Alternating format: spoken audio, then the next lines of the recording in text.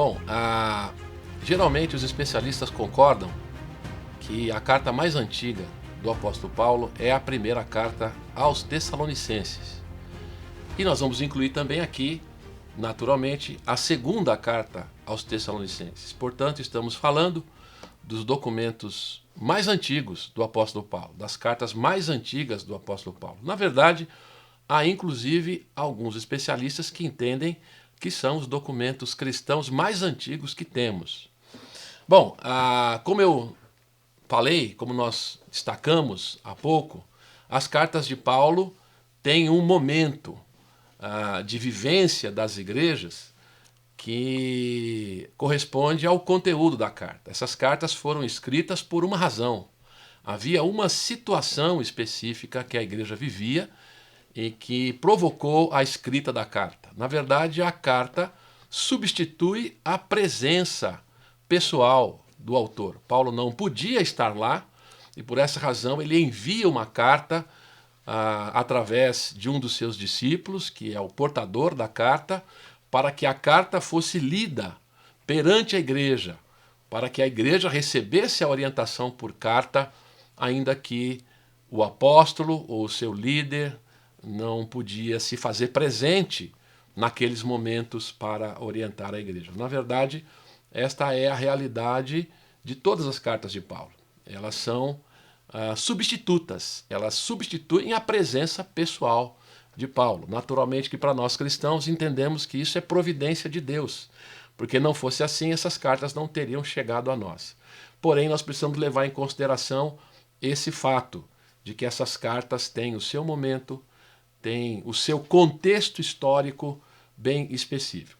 A carta aos Tessalonicenses, ou a primeira carta aos Tessalonicenses, de certa forma nos declara por que ela foi escrita. Por exemplo, no capítulo 3, versículo 10, Paulo diz assim: oramos noite e dia com o máximo empenho para que possamos ir vê-los pessoalmente e suprir o que ainda falta à fé que vocês têm.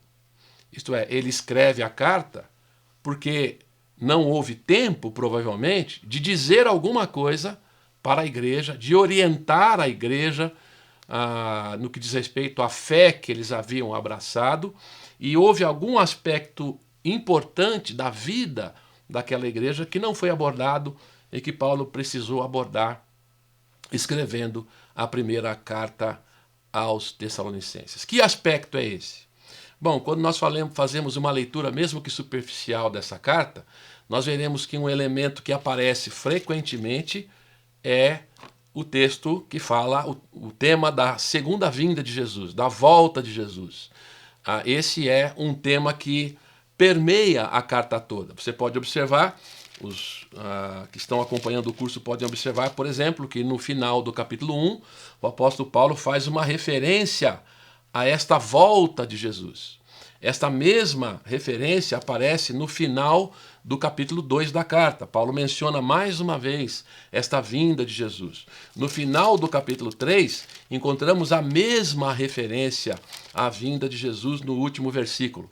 E especialmente no capítulo 4, verso 13, até o capítulo 5, verso 11, nós encontramos este assunto desenvolvido. Portanto, este é o tema principal que permeia esta carta. Agora, o que é importante nós observarmos aqui é que o tema não é exatamente a segunda vinda de Jesus. Mas este tema ele é trazido aqui especialmente por um motivo, como nos diz o capítulo 4, versículo 13. Paulo diz aqui: irmãos, não queremos que vocês ignorem a verdade a respeito dos que dormem, para que não fiquem tristes como os demais, que não têm esperança. Quem são essas pessoas que dormem que ele menciona?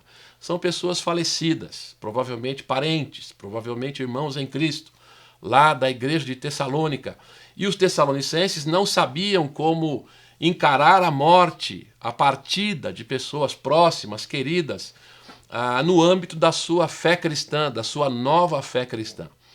É importante ressaltar, por exemplo, que no capítulo 4, versículo 18, o apóstolo Paulo diz: consolem-se uns aos outros com estas palavras. O mesmo ele diz no capítulo 5, versículo 11: consolem uns aos outros e edifiquem-se mutuamente, como vocês têm feito até agora. Portanto, o tema paulino aqui não é um tema teológico apenas para instrução doutrinária, mas é um tema pastoral, para trazer conforto àquelas pessoas que estavam enfrentando a dor da morte, da perda de pessoas que faleceram e que não mais estavam na convivência. Este é o ponto central desta carta, que é importante para ponto de partida de uma teologia paulina. A Rádio Transmundial é um veículo de comunicação presente em 80% do planeta e que tem como objetivo levar as boas novas do Evangelho aos que não a conhecem, bem como dar crescimento e maturidade cristã àqueles que desejam servir a Deus de forma integral. Mais informações em www.transmundial.org.br. Transmundial, para todo mundo ouvir.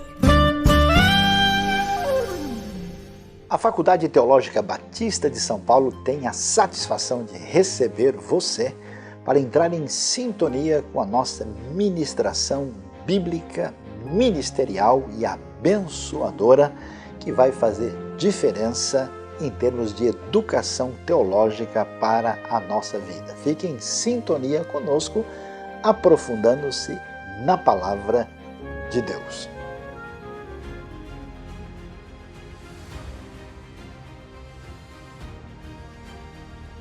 Portanto, quando nós falamos de primeira carta aos Tessalonicenses e do seu tema principal, nós precisamos nos lembrar que Paulo não fala apenas da segunda vinda de Jesus, e o seu propósito não é dar as orientações completas, todos os aspectos envolvidos na segunda vinda de Jesus, na consumação de todas as coisas.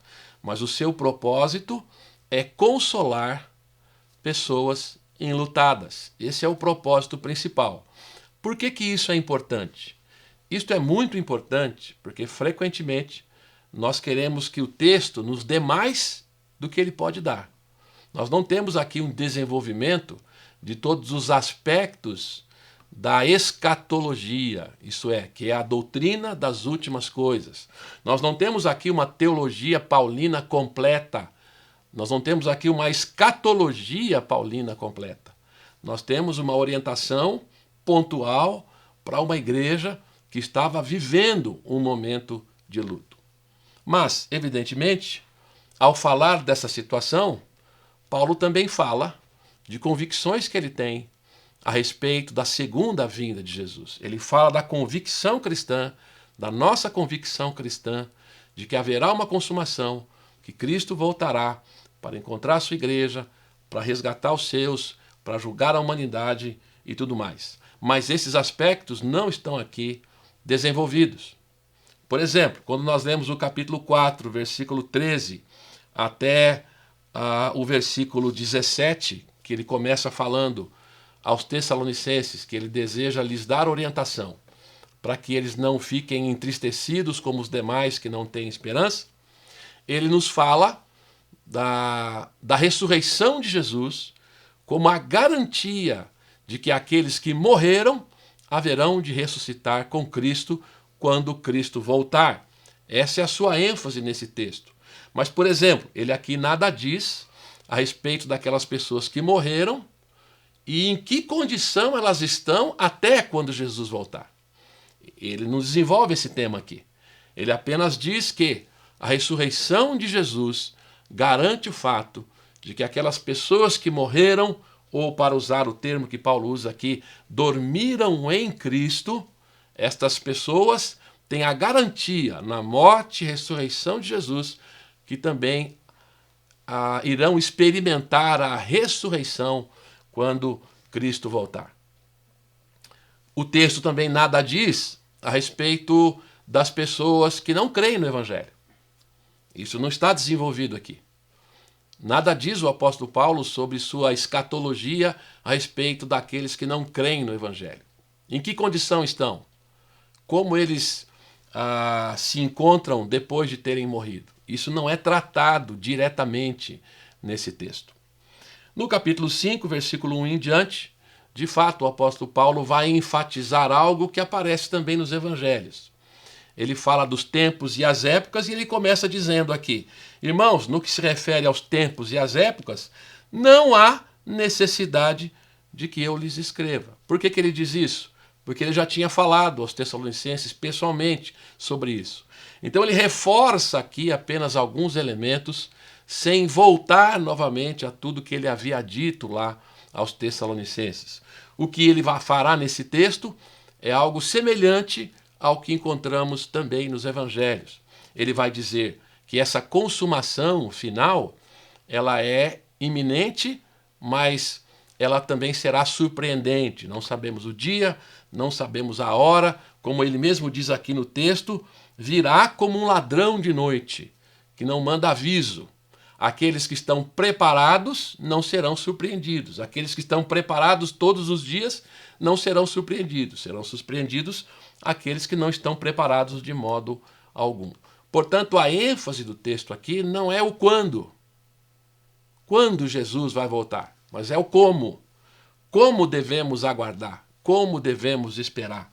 Aqui ele irá desenvolver este assunto, chamando os Tessalonicenses, chamando a atenção deles à importância de estar preparado para o fim, e não quando o fim virá. Reforçando algo que nós já dizemos, esta ênfase pastoral paulina aparece aqui de maneira repetida. No capítulo 4, versículo 18, ele diz: portanto, consolem uns aos outros com estas palavras. A mesma coisa ele diz no final do capítulo 5, verso 11, no final do trecho, quando ele diz: consolem uns aos outros, edifiquem-se mutuamente, como vocês têm feito até agora. Observe que estes são os dois únicos imperativos desse texto. Paulo chama os Tessalonicenses pastoralmente para que se animem, se consolem, se apoiem uns aos outros na fé de que um dia todos estarão juntos com Jesus na ressurreição.